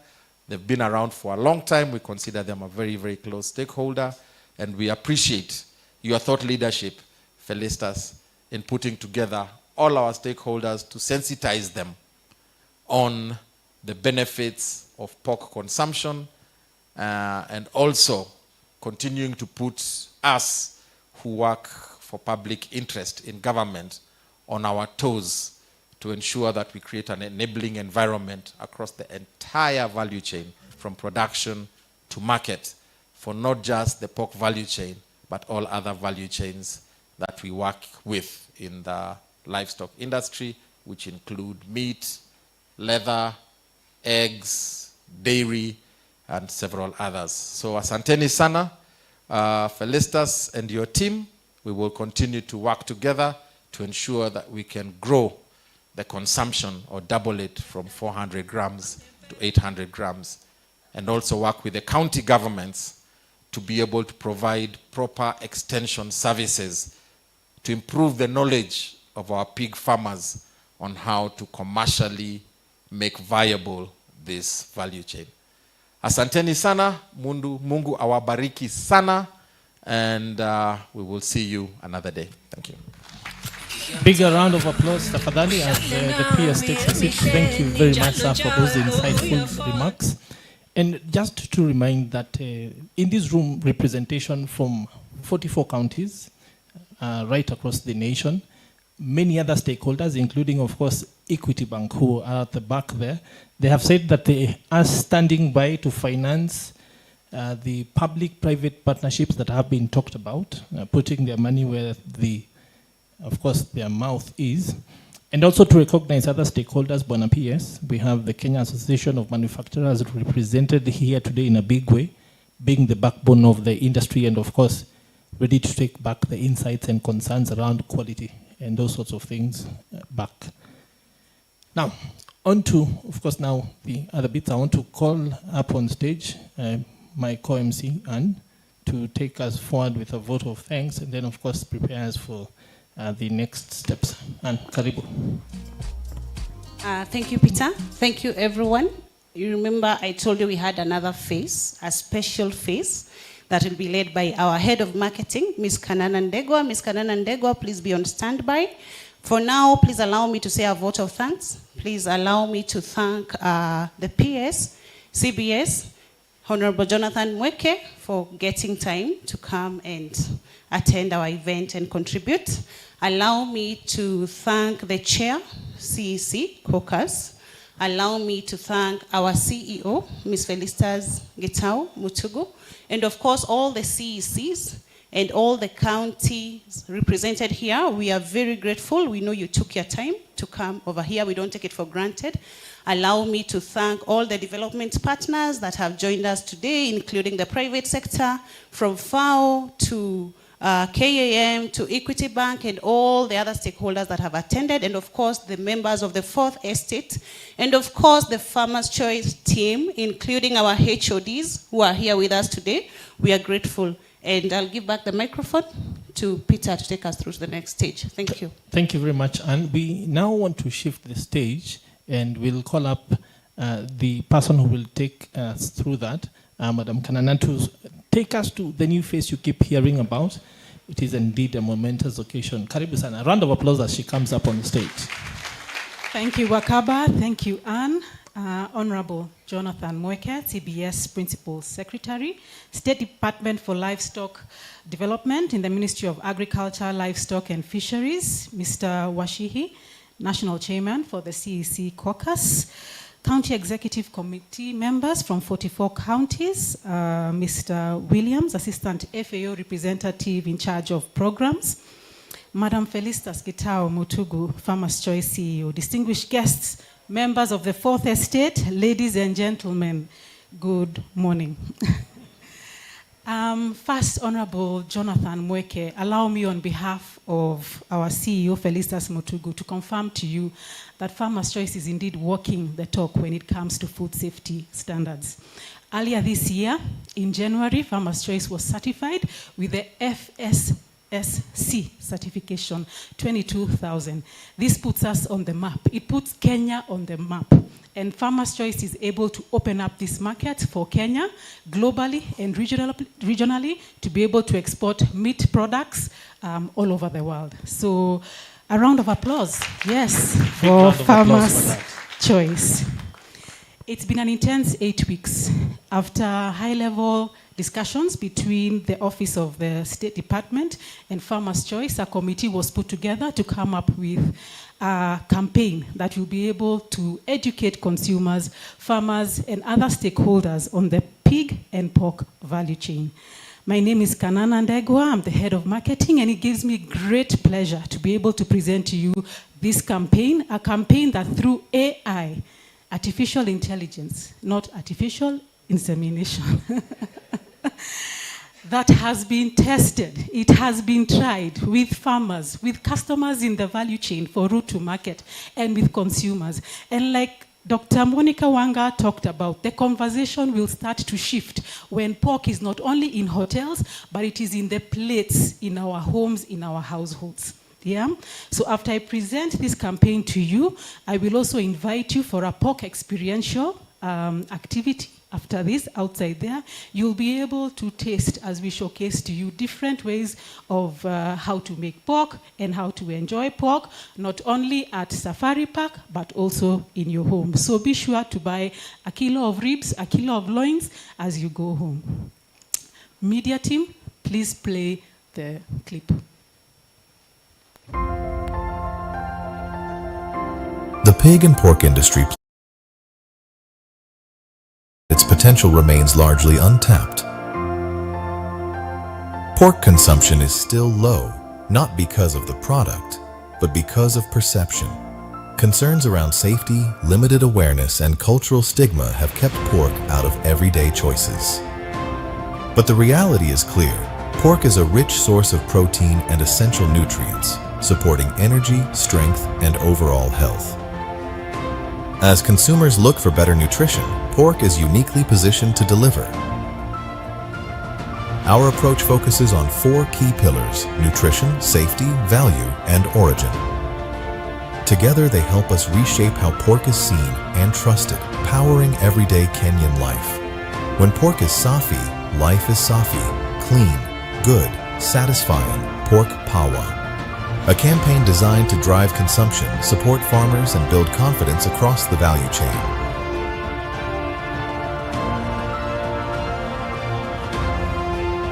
Because when perception changes, opportunity grows. Pork power, pork Safi, life Safi. Round of applause. A round of applause to the SDLD department as well as Farmers Choice for coming up with this, which we believe will be an impactful campaign going forward as we change the mindset of consumers, not only in Kenya, regionally and globally, around the benefits and the nutritional benefits of pork consumption. Right after this, we will have our Honorable Jonathan Mweke together with our CEO signing the letter of intent and then officially unveiling the campaign. So Wakaba, I hand this back to you. Thank you so much for listening to me and have a lovely day. A round of applause as she leaves the stage, the head of marketing at Farmers Choice Limited, Madam Kanana Ndegwa. Now, next steps. So the signing is going to take place on this side, just where the camera people are standing. So I'd advise them to start making way so that our guests can start to make their way there. Now, this signing will kick-start the partnership that we've been talking about here today. One of the major outcomes of this meeting, knowing that Farmers Choice is actually walking the talk, is the fact that they can only do so much. They can cover 3, 4, 5 counties. But the CECs who are here present today with budgets across all the counties and partnerships that go even beyond can then go home with a game plan with an actual delivery strategy for what we've spoken here today, because they can leverage what is going to be signed here today. So I want to invite our guests to the table. They will be accompanied by the legal teams, specifically to be flanked by Daniel Okuta from Farmers Choice and Ian Letepan, who's from the Ministry of Agriculture, the ones who've actually done the legal stuff. So please make way for the guests to come to the signing. After the signing, we'll then go, of course, to the unveiling.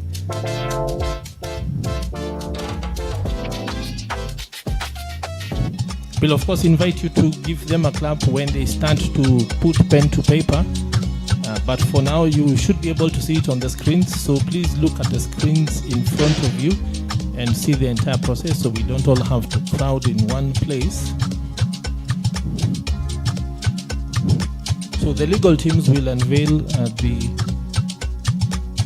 document to be signed.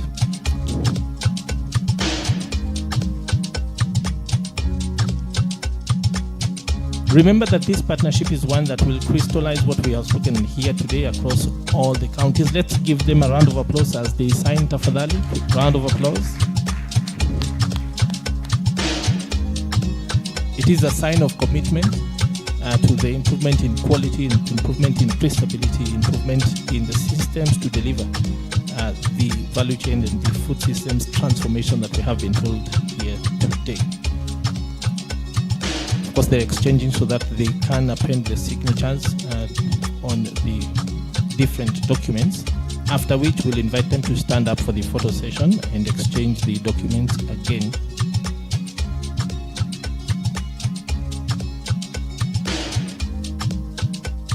Thank you very much.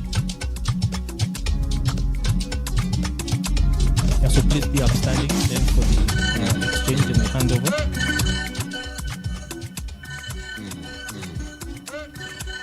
Yes, let's just have the chairs moved so that they can come to the center. Yeah, so please face the cameras. A quick handshake and then exchange.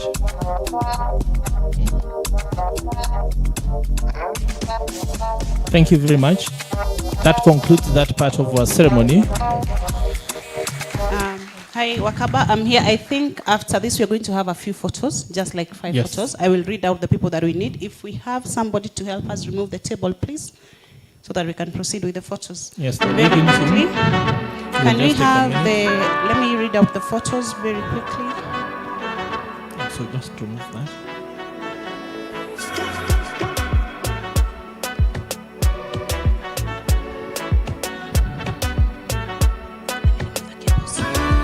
So for the first photo, we have the CEO, Farmer's Choice, and Honorable PS in the first photo. Photographers, just give us a sign when you're done with that one. Front, please. So that we can call the rest. Yes. Please a handshake, just for some movement. Thank you. I think that is done. The next one will have the PS, the CEO, the SDLD directors, Dr. Quimby, Dr. Alan Wanga, Dr. Monica, and I think there's, I don't know if all the directors from the ministry, please come close and be in that photo. The next one, we are going to have, still remain there, the directors. We are going to add the Ministry of Health, and then we will add FAO into this picture. I hope it's still going to be a good picture. Media, you can let us know if we need to split it. Kindly let's have the Ministry of Health, Dr. Veronica. Let us also have Dr. They're making their way. Yeah, Dr. Regina, and of course, FAO. Please. I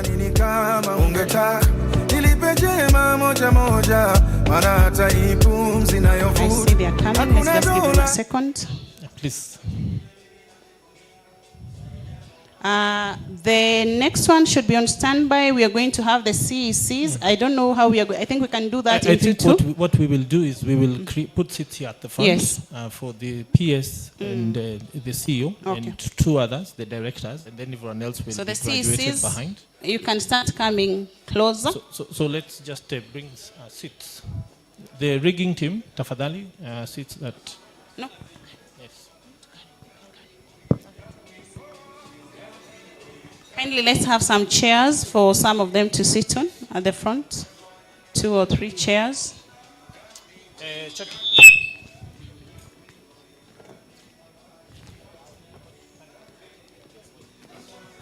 Let's have a few chairs in front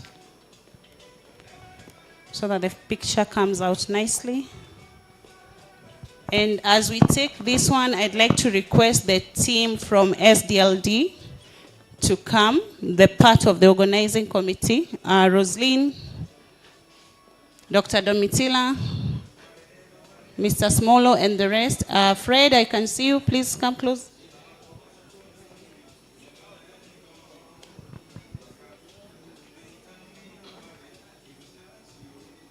That picture. Let's have this.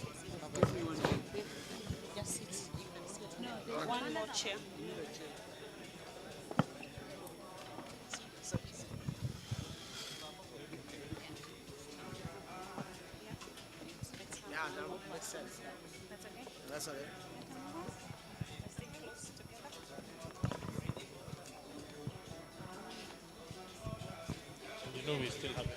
So I think the last photo is the photo with the SDLD team.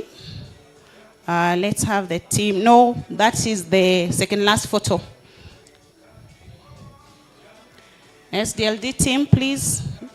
I can have the CEO and the PS remain in the photo quickly. Let's join the picture. And the last photo will have the PS, the CEO, HODs, FAO, and Ministry of Health. Kindly come close as we take the last photo.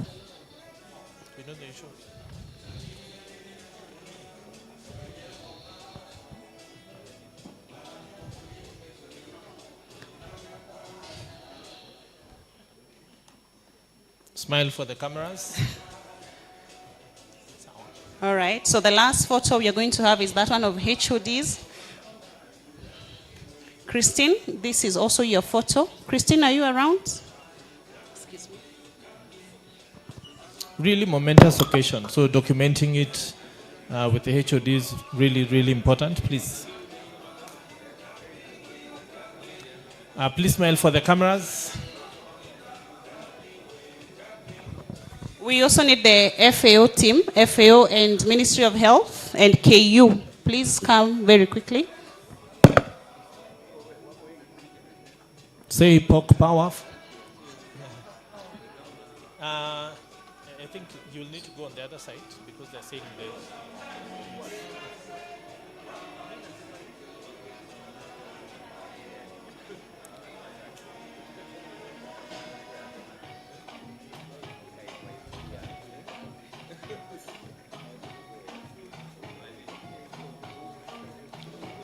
Thank you very much. Finally. No, the pictures are finally over. We just have one ribbon cutting to do, and then we can let you go to the media. Of course,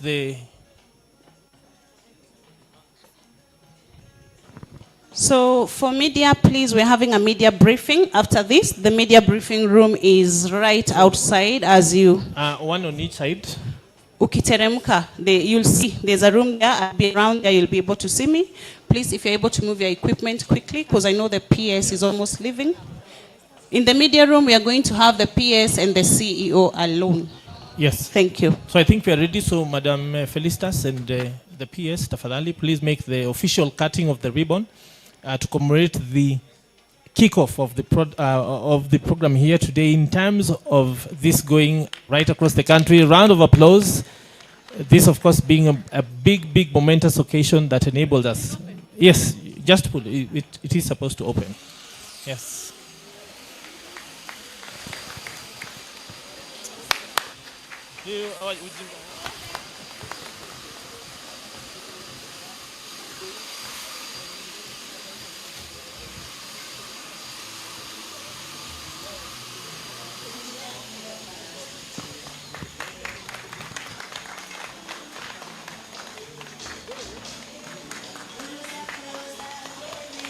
Round of applause. So POC Power, POC Safi, Life Safi. Thank you very much, Bwana CS. Now we go to the media. Oh, you want more photos? Aya, please go back. Quick picture. One slight step in front, please. One slight step in front, Bwana PS. Yes. Okay, yes. Media team, you can follow me, please. I'll lead you to the media room. As the PS, of course, goes to the media room, the rest of the gathering is invited to go and start the sampling. That is where the rubber will meet the road, so that we can really start to do delivery of what we've talked about here today. Asanteni sana. So, Bwana PS, I think we'll go to the media room. It is outside. And for everyone else, thank you very much for taking the time to be here today and making this event such a big, big success. Asanteni sana.